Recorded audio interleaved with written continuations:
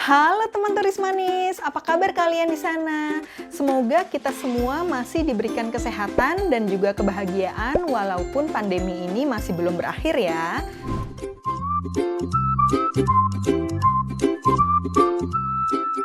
Nah, di episode kali ini sebelumnya aku ingin mengucapkan terima kasih banyak nih kepada kalian yang sudah subscribe saluran YouTube Turis Manis. Karena per hari ini kita sudah punya 38 subscribers. Yeay!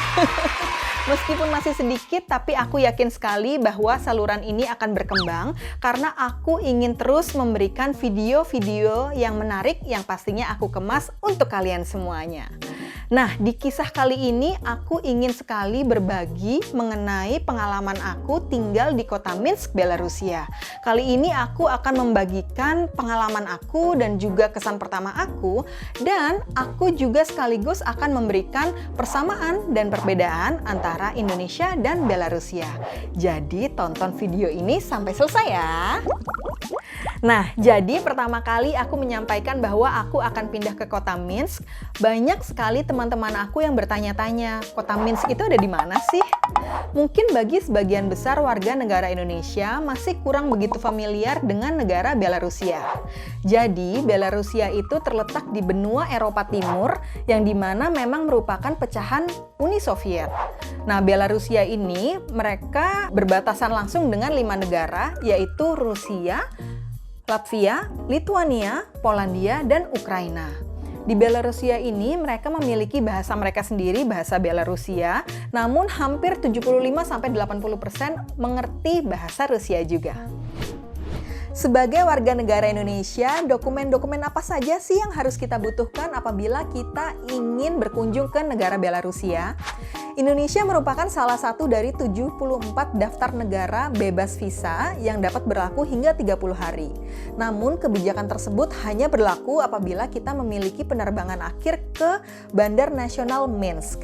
Nah, untuk dokumen yang diperlukan yang pertama yang pastinya adalah paspor, karena ini adalah identitas kita apabila kita berpergian ke luar negeri. Nah, yang kedua yang pastinya akan ditanyakan adalah asuransi kesehatan. Asuransi ini harus mencakup wilayah Belarusia dan memiliki minimal santunan 10.000 euro. Yang selanjutnya adalah kita harus memiliki uang sebesar 25 euro per hari atau sekitar 375.000, tergantung dengan seberapa lama kita akan tinggal di negara tersebut. Nah, di tengah pandemi ini mereka juga memerlukan hasil negatif tes PCR yang harus kalian siapkan sebelum keberangkatan ya. Semua informasi ini bisa kalian juga dapatkan di indonesia.mfa.gov.by.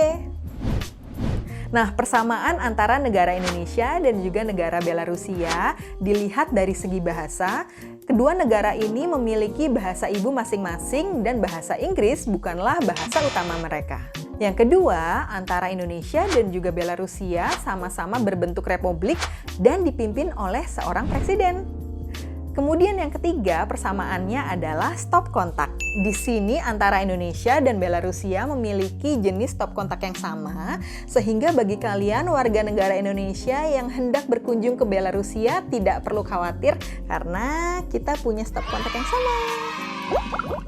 Perbedaan antara negara Indonesia dan juga negara Belarusia dilihat dari segi musim, yang dimana di Indonesia kita hanya punya 2 musim aja nih, musim kemarau dan juga musim hujan. Sementara di negara Belarusia ini sama dengan negara-negara barat lainnya, yang dimana mereka memiliki 4 musim.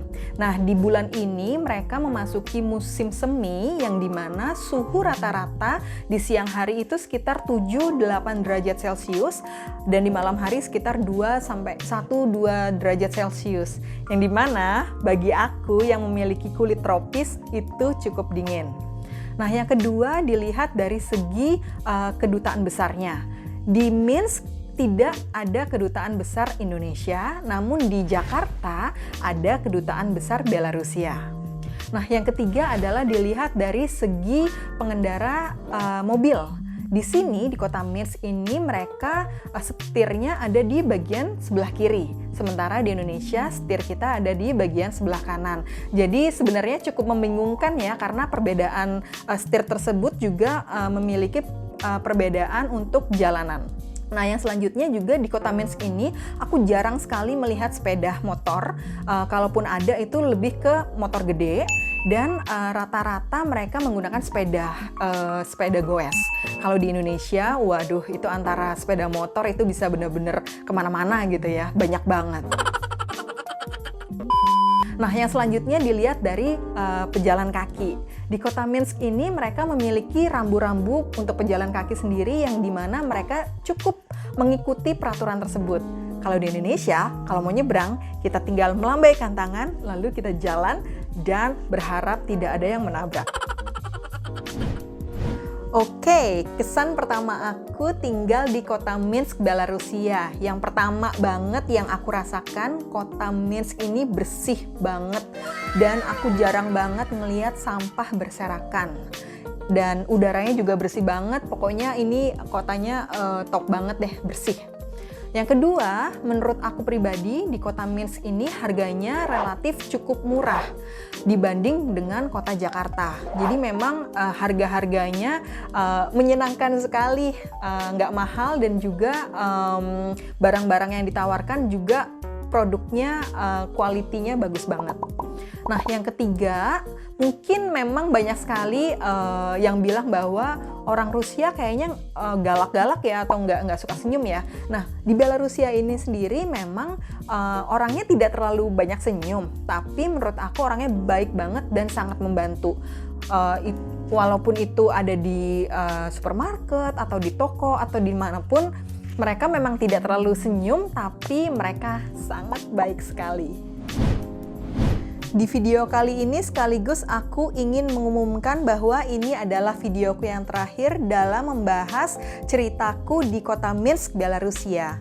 Karena ada 1 dan 2 hal yang tidak bisa aku sebutkan, maka kami harus pergi meninggalkan kota tersebut. Namun jangan khawatir, karena aku akan bertolak ke negara lain dan pastinya aku akan menyajikan cerita-cerita menarik yang aku akan kemas khusus untuk kalian, teman Turis Manis. Sampai jumpa!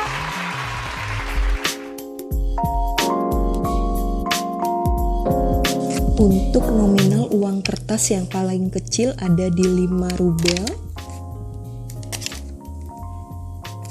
Selanjutnya adalah 10 rubel.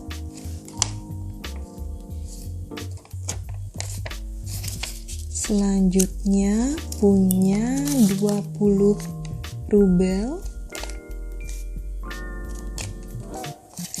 Lalu ada 50 rubel.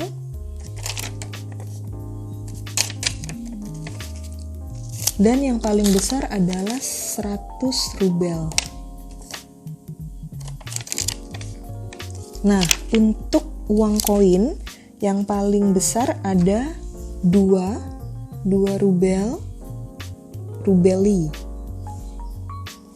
Selanjutnya adalah 1 rubel. Lalu ada 50 kapik. Ini kayak sen gitu ya, tapi namanya di sini kapik.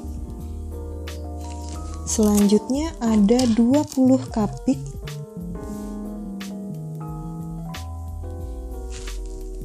Lalu ada 10. Ini cukup kecil logamnya. Selanjutnya ada 5 kapik.